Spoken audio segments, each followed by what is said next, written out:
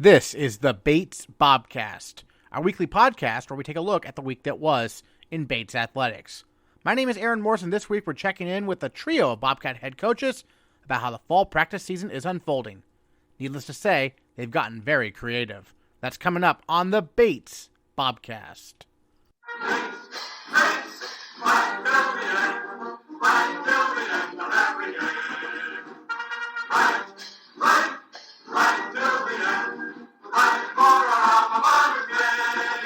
Dani Ryder Kogut is in her 8th season as the head coach of the Bates field hockey program and has a young team this year, with only 2 seniors currently on campus. Coming off the best NESCAC season in team history, the Bobcats are using this fall, with practices but no games, to build for the future.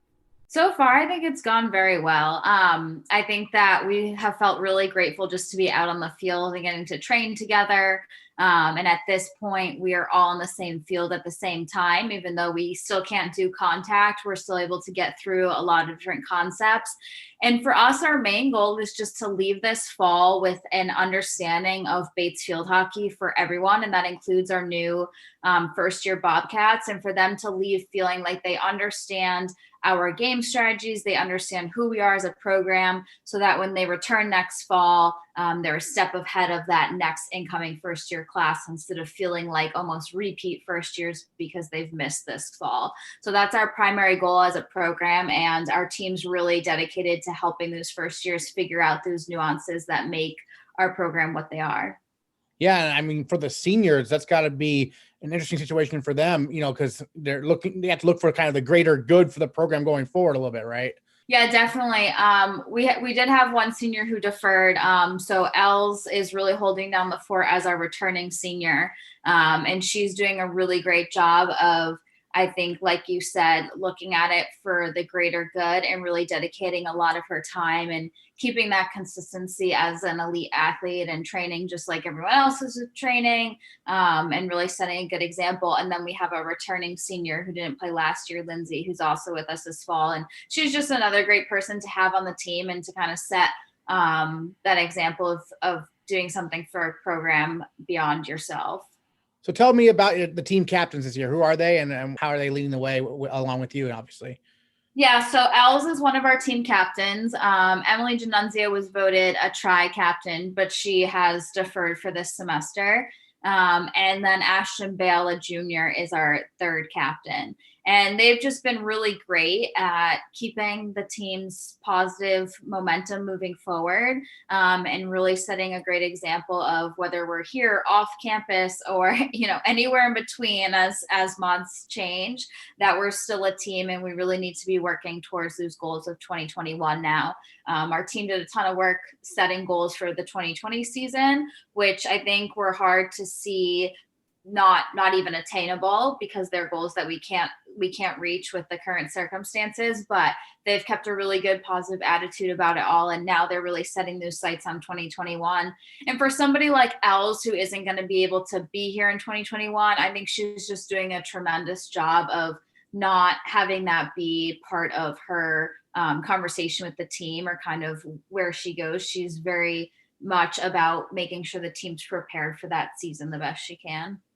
Great. And then the season of giving, I've noticed the field hockey Instagram's been very active. Tell me about that and what's been going on there.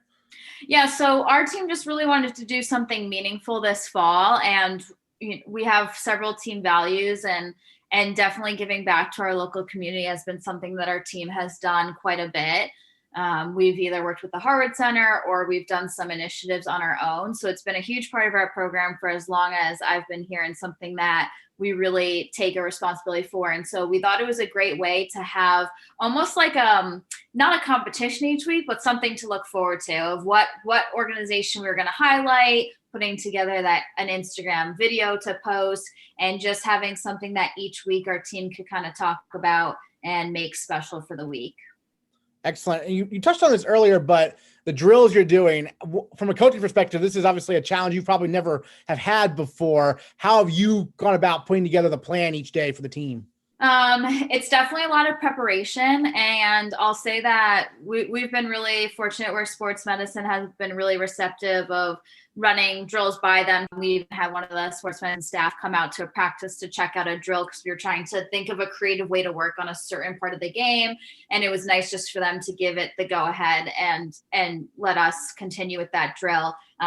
Obviously making sure that it was within the guidelines. So it's definitely taken some creativity. It's taken some collaboration, and just kind of bouncing ideas off of sports med. But overall, I think it's been really positive because we've been able to step back and think about the parts of the game that we don't often have the luxury to think about in the season because we're such in a preparation mode of preparing for this opponent or that opponent, or looking at our gameplay from the game before and kind of editing it and saying, okay, we need to improve here. And this was actually strong. And, so it's just such a different season. We rarely have the time just to focus on field hockey as it is and really break down the sport and enjoy the sport in a very different way. So because I think our team has done a good job of taking that mindset and not getting caught up in the, I wish we were playing or anything like that, we've actually had a lot of fun just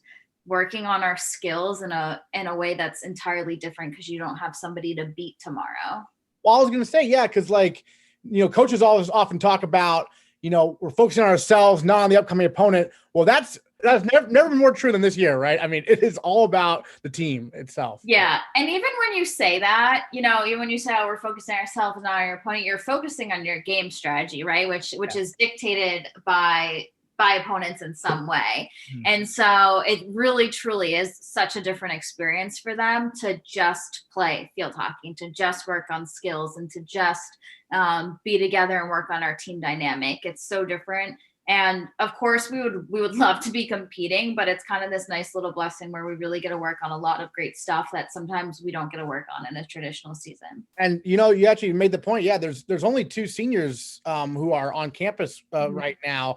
And so that's actually, it's kind of good. You have such a young team in this particular circumstance, right? Because they can look at the future.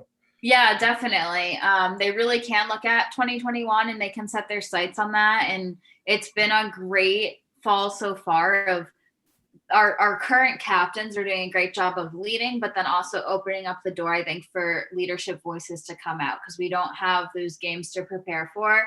And so I think that's been hugely important too, if they are young. And so this is an opportunity for some of them to grow in those roles without a season. Excellent. Well, any other thoughts on the fall so far you wanted to share we haven't got to talk about yet? I think our team just keeps on saying, we're so grateful to be back on campus and not to be one of these schools where maybe they shut down or went completely remote or partially remote. And just the opportunity to be together is a huge win for us. I think you could say, oh, this would be nice and that would be nice and try to add on to that. But we're really just trying to stay with what we have and appreciate what we have. And we definitely are enjoying our time on campus so far and finding creative ways to stick together as a team and to get some work done. All right, Dani, Ryder, Kogut, thank you so much for joining us on the Bobcast. Really appreciate it. Thanks, Aaron. Peter Steenstra is in his 13th year as the head coach of the national powerhouse Bates rowing teams. The Bobcats saw their spring season canceled and haven't competed in almost a full calendar year. Many things have changed, but the Bobcats press on. It's been a pretty wild jigsaw puzzle for me and for Mitch, the other coach. We've got 100+ bodies, and to try to get them out into the 7 or 8 singles that we own, just so that people can get out on the water once or twice, or if we're lucky 3 times a week. But the weather has to cooperate, and nothing can really go wrong with equipment. If one boat goes down, like a broken piece or something happens to it, then that reduces us from 8 people on the water 3 or 4 times a day to 7 people on the water. So very quickly you start to cut into the number of bodies you can actually get out there. How do you as a coach adjust how you're instructing them kind of in terms of because they are in the boat either by themselves or with their roommate, right? I mean, I'm sure that changes things massively from a technical standpoint and everything. It does, because it's kind of gone into almost a learn to row, because what we do is we race 8s. And we sometimes train and sometimes race in 4s, but it's a sweep boat, and sweep means each person has 1 oar, and it's a big crew and you're working together, and it's very aggressive and loud. And the boat's really screaming along. Whereas what we're doing now, you're on your own in a single.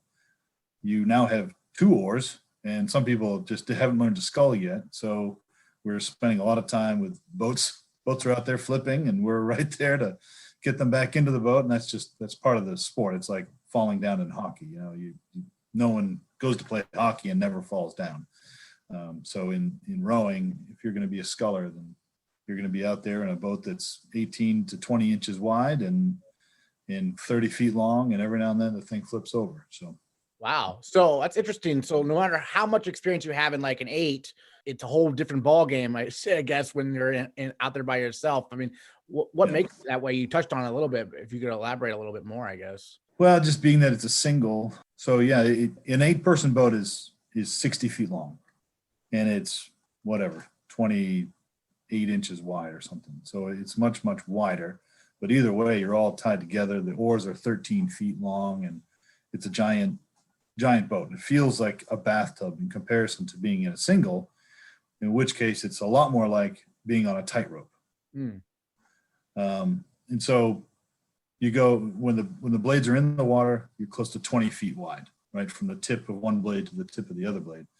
And you're 30 feet long. But as soon as those blades come out of the water, you're 18, maybe 16 inches wide, because that's all the hull that there is. And you're sitting on top of it. You're not even really in a boat. Your seat is elevated. You're kind of sitting on top of the boat.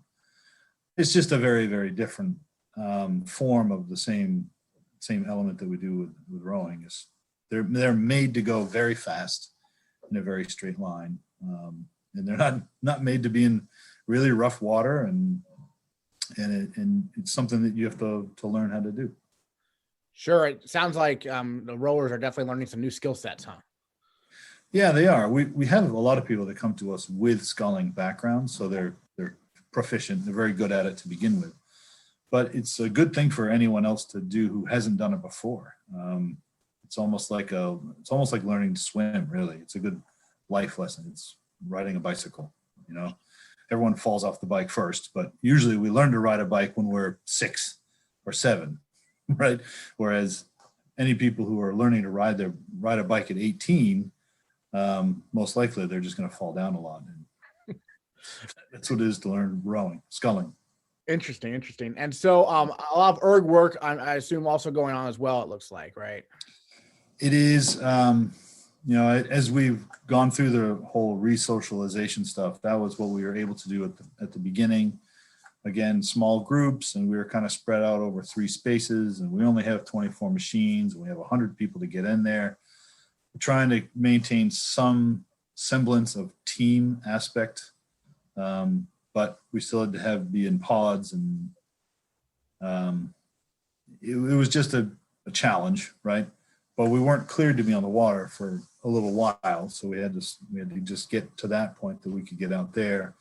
And once we were able to get on the water, that became much more of a focus, you know, because I don't want to say that we're not trying to improve, and we're not trying to get stronger, or we're not trying to get ready for racing at some day in the future, right? Because we are, but mostly we're in recreational mode. We're in, we want to make sure people are mentally healthy and balanced and in a good place. And when they go to practice, it's to relieve some stress and get one little bit of normalcy that they can find. And being out on the river can provide that.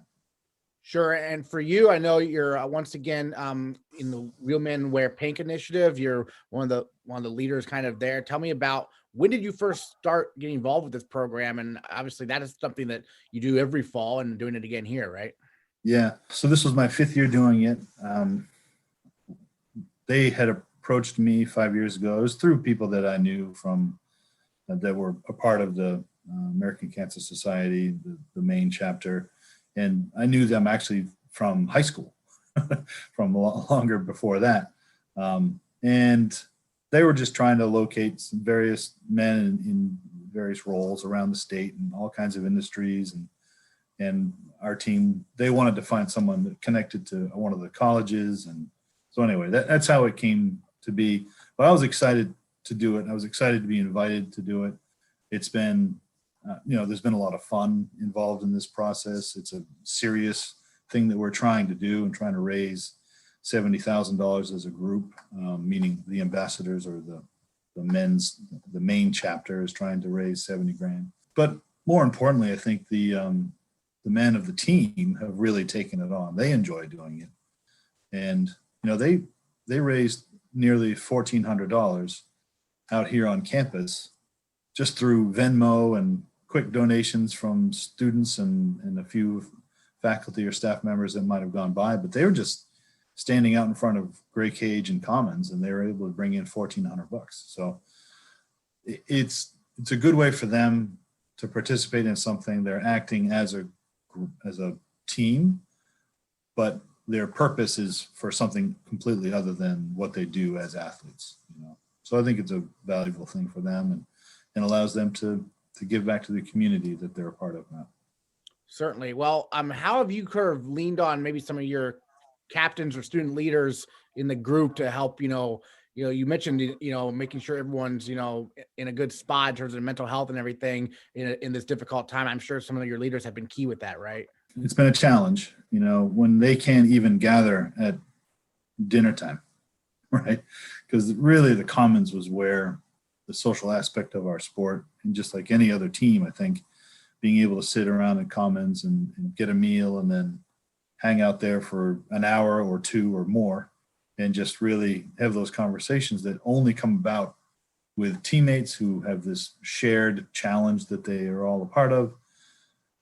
And then, kind of wanting that connection, that social life that isn't something in the evening hours, So it's been a challenge for them to try to recreate that. I know they did like a scavenger hunt around campus with everyone being like in small groups, and they were socially distant, and they did a lot of things like that to try to organize ways for the team to get together, which is obviously they could never stand in one place at one time. We have not been a team since March, so it's been very hard, from that standpoint. But the captains are, it's in a way it's their job right now is to do what they can, however they can, to keep this program, which is from two teams. How do we keep this program together as a whole and weather this storm? That's on them. Well, tell us a little bit about your captains this year. Who are they and everything? Oh man, now it's a test. So I've got 6. Okay. Yeah. 3 on either side. So you get Kevin Downing and Aiden Temperino. They're the 2 seniors on the men's side, and then Steven Sparks is a junior. So those guys have done well. On the women's side, they're all seniors: Emma York, Sailor Struger, and Hannah Beams. And by the way, I'm impressed with myself that I got all their first names. But it's a very diverse group. When we did the voting for captains back there in March, when we had our surprise exit from campus and everything, we wanted that to be done right away, and we wanted to have more captains than usual, just because we knew that the burden was going to be great, and we needed to have as many personalities that we could get together. And the voting was very clear, so it wasn't like we didn't have to find a third captain. It was very clear that who the third captains were in every case, but they've done a good job. It's totally uncharted waters, and none of us have been here before. So we've been able to talk a lot between the captains and the coaches and just knock ideas around. And I'm there to say, well, that's great, except, because you have to make sure that we're following every single rule that's out there. And they've always adapted to it right away, but they've done a good job, I think. I'm curious, have you talked to other coaches within the rowing, world about how they're dealing with it?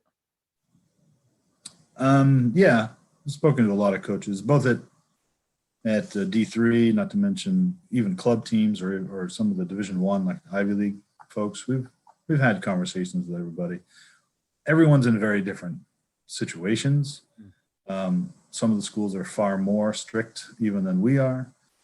And then obviously there are plenty that are much more lax, or their interpretation of the rules is different, or whatever state they're in maybe allows for a little more leniency, whatever.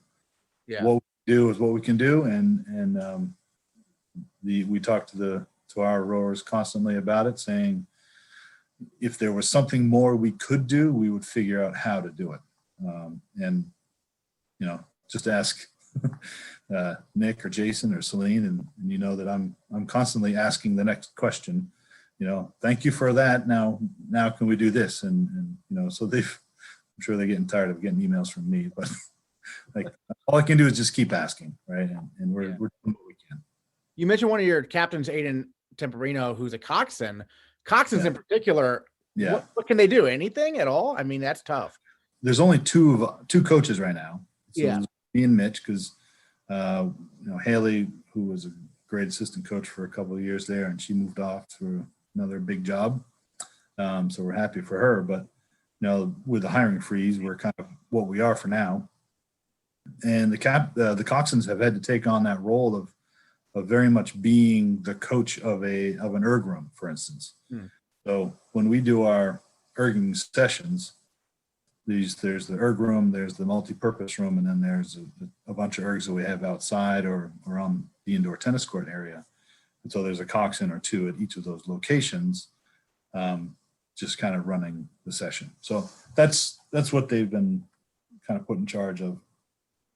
We've met with them a few times in small groups and just said that you have to always keep in mind that you are 1 foot closer to being a coach than to being a rower, and make sure that you understand that you're wearing your coaching hat when you're standing there, making sure the masks are on, or making sure people aren't gathering too closely or whatever it may be, or when we switch groups, there can't be too much of an overlap.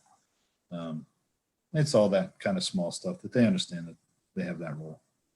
Well, rowing with the mask, I imagine, is a challenge just from that's not something you're familiar with. I'm sure no one is, right?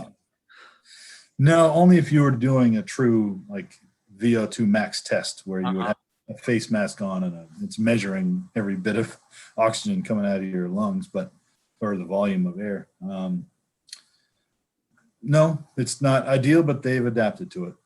And since we're out on the water, they're wearing them out there as well, even all around the boathouse and carrying oars and stuff. And I think the harder part is being in the erg room, just because the air circulation in there is poor to begin with, but then to have to try to exert yourself over a 45-minute or 60-minute piece is pretty difficult to do, even when we have tailored them down. We haven't done one hard workout this year so far. We haven't done anything hard. It's been all kind of low heart rating sort of stuff, longer distance work, just because you can't work them too hard with a face mask on. Right. Well, and your thoughts about the fall, and obviously we're taking this day by day, but any goals you have in your mind of what you want to see? I mean, sounds like everyone's learning how to scull at least, but I mean, any other thoughts, I guess, you wanted to mention? No, I mean, this is what is today, Tuesday here, and this is normally I'm leaving on Friday to go to the head of the Charles, and this is the first time in 20 some years that I'm not driving south on Friday to go to Boston. So that it's, for me personally, it's already been kind of a weird adjustment to make, but that's just one of many over the past 8 months or so. My goal for the team, we've talked quite a bit, I would say, from about how this is going to unfold at the end. Where we've always used this metaphor of climbing a mountain, and it's something that really works. It resonates well. There's no two ways. You're not going to repeat climbing the mountain the exact same way when you lose your seniors at the end of 1 year and you bring in a whole new class of first years, but you have that experience in the middle of the group that helps to lead the new people up this mountain. Well, the problem now is, if we go a second spring season and not having gone to a spring race for two solid years, then we have almost nothing to carry us over, right? So we have very little continuity, very little tradition. The traditions get thin, the expectations start to get thin. So what I'm mostly talking about is we're kind of in the dark. We're in this dark tunnel and we're moving forward. We can't even really see the light yet, but we just have to make sure we're not stopping and sitting here because nothing's going to happen. We have to move forward with whatever we can. And as long as we're able to do that, no matter how slowly we move forward, as long as we can do that as a group and keep people invested in what's happening just as a matter of course and as a part of the general program or our general operation, if we can do that, then we will come out of that tunnel eventually and we will come out at a very good speed, a very good place. And that's ultimately what we want to have. We know that we're going to come out someday, right? That is going to happen. So it's a matter of doing the small things now that create that, not just an atmosphere, but maintaining our routine of training and having purpose behind the work that we're doing is really what's going to be the difference in the end. Tyler Sheikh is in his third year as the men's soccer team's head coach. Last year saw a Bobcat team loaded with 17 first years match the program record for NESCAC wins in one season. Tyler, obviously you kind of knew a few weeks back this was going to be the way it was in terms of social distancing. From a head coach perspective, what's that been like in terms of soccer, organizing drills from a socially distanced perspective for the team so far this fall? Creative, different, testing at times, but I said earlier to the Bates student in the fall, the student newspaper, that this is a time when a lot of people deserve a lot of credit, from the administration on down to certainly our students and student athletes doing what needs to be done so we can play the sports we love.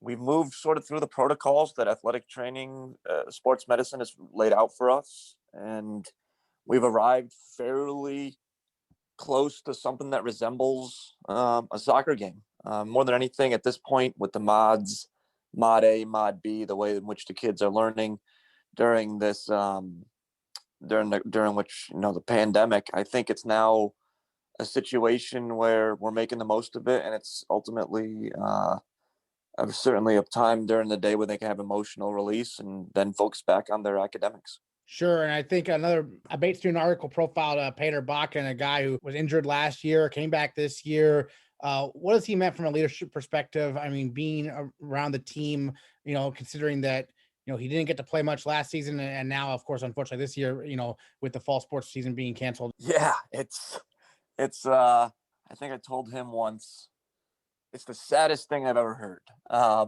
to which he gave a wry smile, but it is what it is. And if anyone who's met Peter, kind of like the pandemic in general, he's making the most of it. So it's been a huge loss. I think Bates men's soccer was poised and deserving of an All-American campaign. That I've been telling anyone that wants to know, he would have been an All-American, one of his 2 senior soccer seasons, but that wasn't meant to be, and he's made impacts different ways that I'm sure will resonate with this group that we currently have and future groups to come.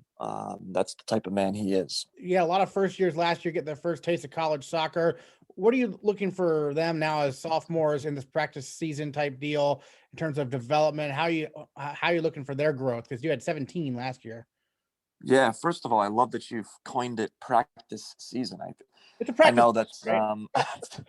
it's what it is. It's what it is. We've been kind of saying we're playing with house money. Anything we get is extra here. It's gravy. So, and more than anything, we had everybody come back. So I talked about in my first response the idea of buy-in was great, and or at least I wanted to say that the buy-in was great. We had everybody return on our team, and I can tell you, the first years that are now sophomores, the first years that we currently have, this fall, the juniors that will soon be rising seniors in soccer years, it's all been thrown a little bit out of whack because of the potential use of eligibility. But I tell them all that I feel like they're already a year older. That's what 6 months, 8 months of COVID has done to all of us. So it's been a joy. We're still youthful. I think my dad's 76 and he tells me all the time, age is a feeling. So I hope that Bates men's soccer is always eager, always has the energy, regardless of that massive class as they move through our ranks and become juniors, soccer juniors, academic juniors next year. But they're an impactful group. But all the first years that have joined us have been terrific. They would have made an instant impact this fall as well. And again, just going back to the Pater side of things, his now new senior class, Blaise Marceau, Jordan Cannon, David Goodstein, Jason Seeger, and Quinn Kiernet, who we welcomed back after a year abroad in England. They're all fine men. So we're going to miss them as well. Yeah, certainly. And I talked a little bit with, a couple other coaches about this, but, the big picture is what is important, right? Keeping the program strong. As Peter Steenstra said, this will end at some point, right? I mean, Sure. Things go back to a somewhat normal situation at some point. So how are you looking at it from a big picture perspective? Peter Steenstra is as good as it gets in the coaching world. So we're preparing for, the next time Bates men's soccer contests matches, the next time we have a season with a national championship, Bates men's soccer will be gunning for that. We expect to compete for NESCAC and national championships in 2021. And I told the Bates team when I arrived, and it felt a little less my team to now it's all of ours. It's, Phil is a little bit more my team, but it's all of ours. I love them to pieces, but I'm always looking to recruit new talent, and what that means is new men that can come in and kind of share the load and share the responsibility of being a student athlete at Bates College, and a standard that the current iteration of players we have set. So recruiting, I think, is at the forefront of what we do, but then on a daily basis, it's what all of our programs do. It's the relationship building. It's in the community. It's taking care of yourself. If that's as simple as staying fresh and mentally sharp and getting your grades in order and all of those sort of things. So I think that as much as a lot has changed, again, going back to your first question, some things got to stay the same. It's what we all want, right? And return to normalcy. For sure. And I think I heard you say this to the guys early on in the fall, how, they should see themselves as leaders on campus in terms of following all the COVID protocols and whatnot. How have you seen that from your players? Because I know, eyes are certainly on them in the middle of Garcelon Field or in the middle of Russell Street Field, so on and so forth. Right. We love that. But we love being at Garth in the middle of Campus by Commons. And, at one point I had that thought, I was like, but no, there's nothing to hide. We love being out, in and out amongst our fans. And I told them whenever we have a night practice, let's put on a show.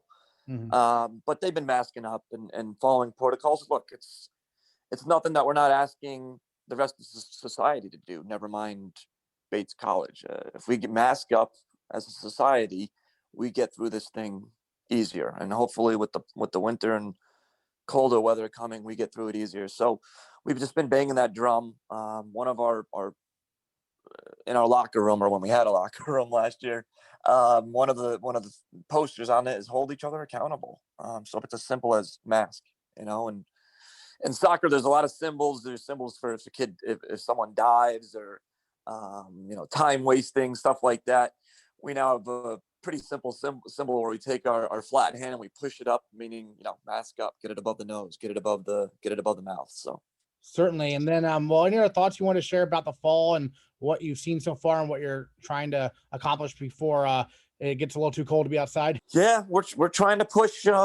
If all of the above is too generic, we're trying to push fitness levels. We know, with the NESCAC slate and how academic it is, we're not always on top of the kids and vice versa. We know we're going to have a longer winter break. We know when we come back, the work that sports medicine and the testing center folks and all the volunteers have done, we just won't have the same indoor space. So it's, we're trying to push fitness levels for a little bit of that fitness melt that is bound to happen in Maine during the winter months. But ultimately, I think when we get back out in the sun again and in the springtime, we expect to hit the ground running. Our guys will be looking forward to whatever will be allowed by the NESCAC administrators. Because again, our attitude from the get-go has just been make the most of it. Certainly. Tyler, Sheikh, thank you so much for joining us on the Bobcast. Really appreciate it. Thank you. Thanks for having me, Aaron. Next time on the Bates Bobcast, we'll celebrate our 200th episode with some special guests. That's next time on the Bates Bobcast. Bates, Bates,